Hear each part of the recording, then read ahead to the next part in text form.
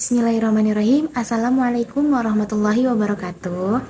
Salam kenal teman-teman semua. Penalkan, nama saya Iza Arisan Musahira. Saya berasal dari Universitas PTIQ Jakarta. Saya dari Fakultas Dakwah, jurusan Komunikasi dan Penyiaran Islam.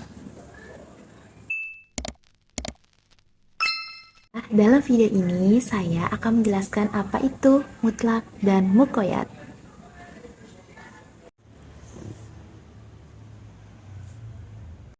Pembahasan tentang mutlak muqayyad ini saya akan bagi menjadi 3 bagian. Yang pertama yaitu pengertian dari mutlak, yang kedua yaitu pengertian dari muqayyad, yang ketiga yaitu pembagian lafaz mutlak dan muqayyad. Setelah pembahasan yang pertama yaitu pengertian dari mutlak. Apa sih mutlak itu? Nah, mutlak itu secara bahasa yaitu atlaqo yutliku itlaqon, melepaskan atau tidak mengikat. Dan secara istilah adalah bacaan yang menunjukkan suatu hakikat tanpa suatu qaid. Apa sih qaid itu? Qaid itu adalah suatu batasan. Jadi, mutlak ini adalah tidak terikat atau tidak mempunyai batasan.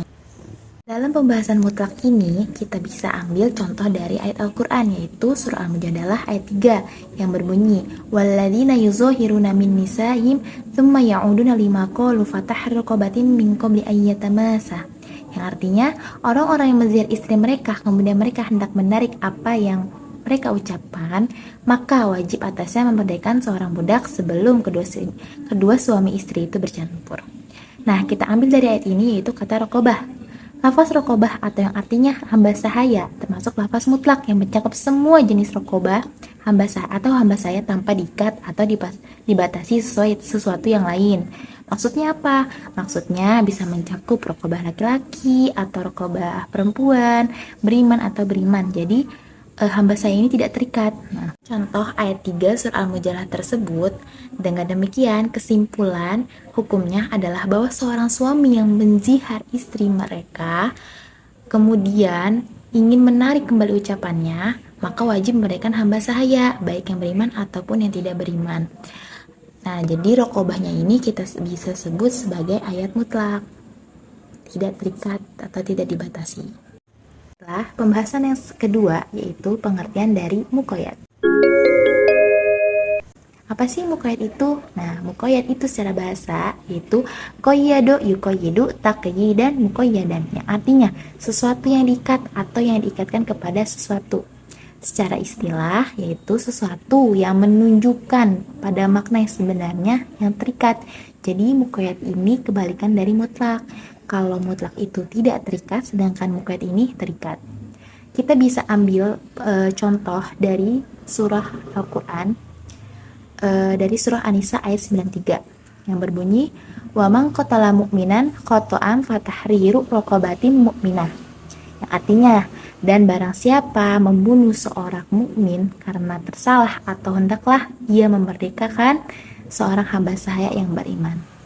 Nah, kita ambil dari raqabah juga, yaitu artinya hamba sahaya. Hamba sahaya dalam ayat ini memakai qaid atau ikatan, yaitu memakai mukminah, raqabatin mukminah, yang artinya hamba sahaya yang beriman.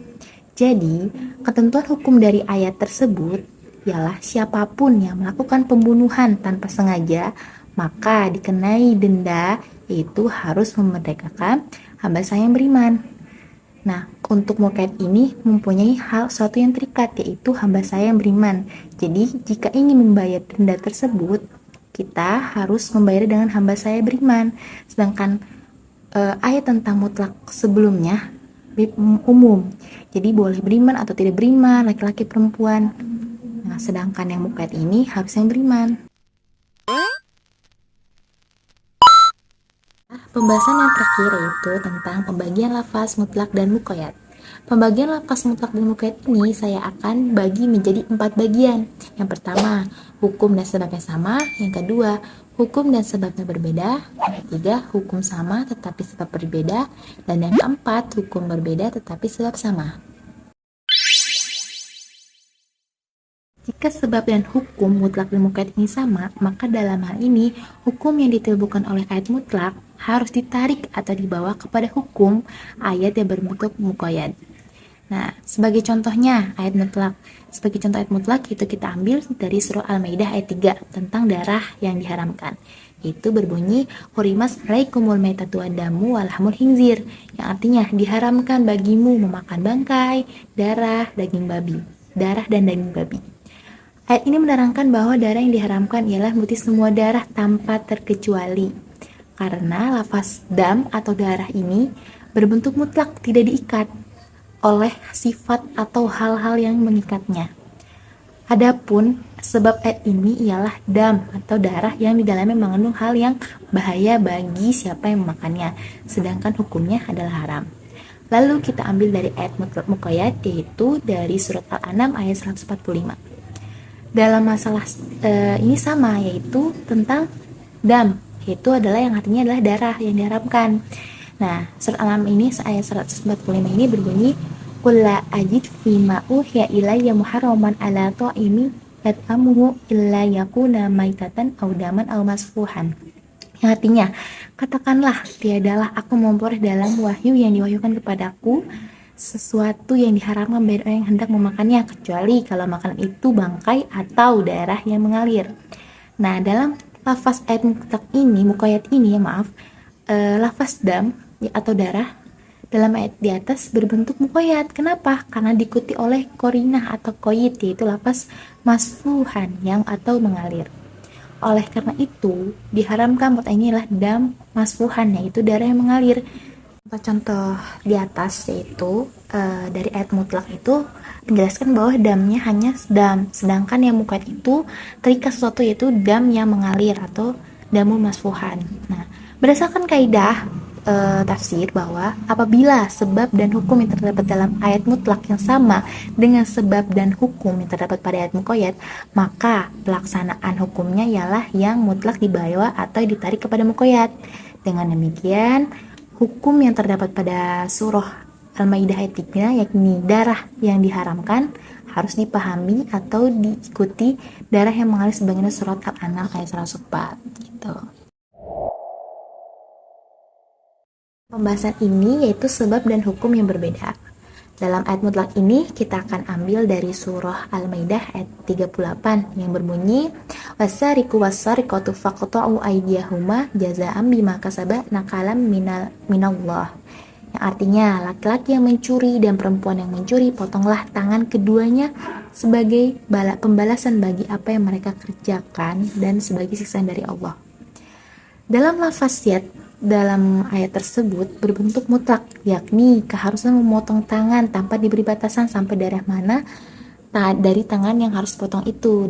Jadi dari ayat tersebut kenapa disebut mutlak? Karena tidak diberi batasan, tidak terikat apapun. Jadi bisa dipotong mungkin sampai sini atau sampai tangan, pergelangan tangan, siku atau sepenuhnya tangan tersebut. Nah, sedangkan contoh dari ayat muqayyadnya kita bisa ambil dari surah Al-Maidah ayat 6, yaitu tentang wudu. Bismillahirrahmanirrahim. Ya ayyuhalladzina amanu idza qumtum ilas salati faghsilu wujuhakum wa aydiyakum ilal marafiq. Yang artinya, hai orang-orang yang beriman, apabila kamu hendak mengerjakan salat, maka basuhlah mukamu dan tanganmu sampai dengan siku. Lafaz yad. Nah, lafaz dalam wudu ini berbentuk muqayyad karena terikat, yaitu dengan lafaz dari ilal marafiq sampai dengan siku. Ketentuan hukumnya adalah kewajiban mencuci tangan sampai siku.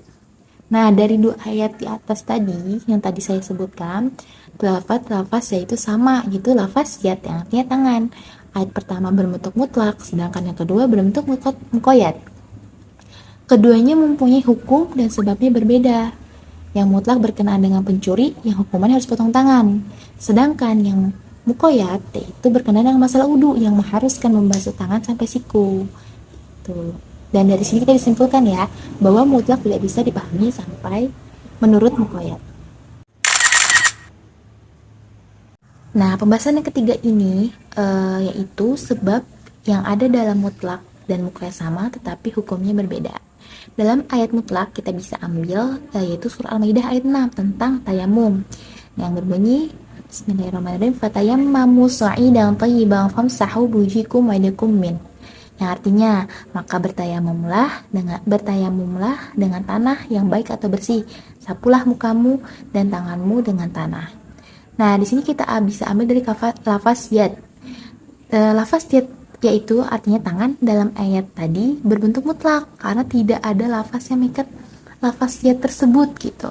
Dengan demikian, kesimpulan dari ayat ini ialah kasar menyapukan tanah ke muka dan kedua tangan, baik itu pergelangan tangan, hanya pergelangan tangan atau sampai siku atau sepenuhnya tangan, tidak masalah kecuali jika di sana ada dalil lain seperti hadis yang menerangkan cara tayamum oleh Nabi yang memberikan contoh mengusap tangan hanya sampai pergelangan tangan.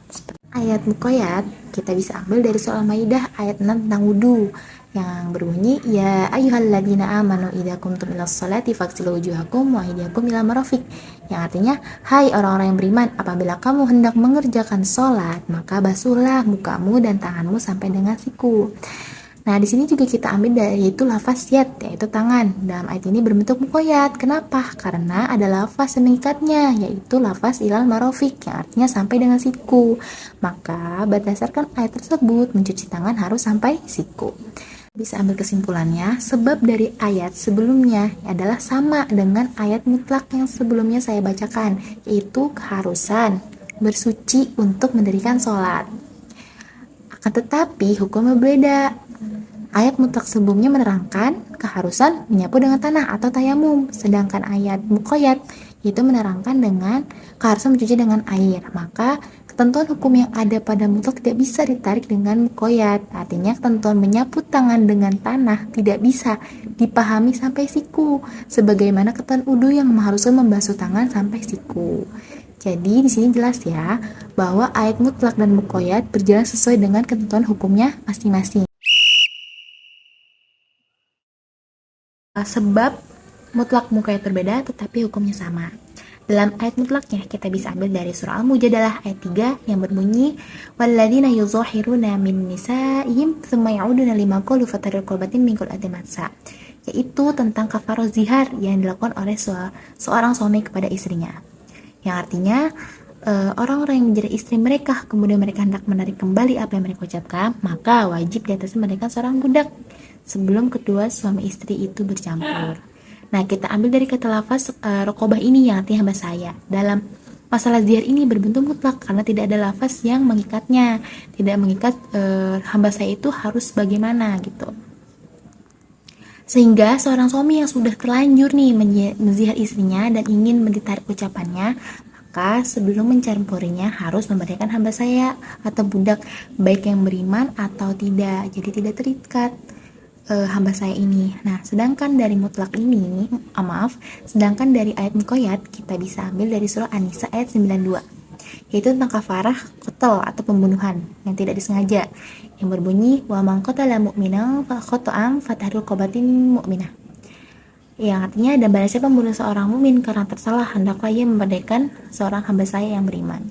Nah, sedangkan dari ayat mutlak ini kata raqabahnya itu terikat yaitu, atau mutlak dengan diikat dengan lafaz mukminah, raqabati mukminah, yaitu seorang hamba saya yang beriman.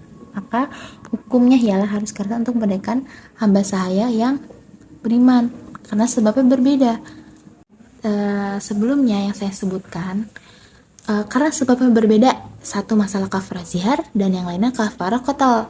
Walaupun hukumnya sama-sama memberikan hamba saya, namun tetap diamalkan sesuai dengan ketentuan masing-masing. Ya, ayat mutlak berjalan berdasarkan kemutlakannya, sedangkan yang muqayyad berjalan muqayyadannya. Seperti itu.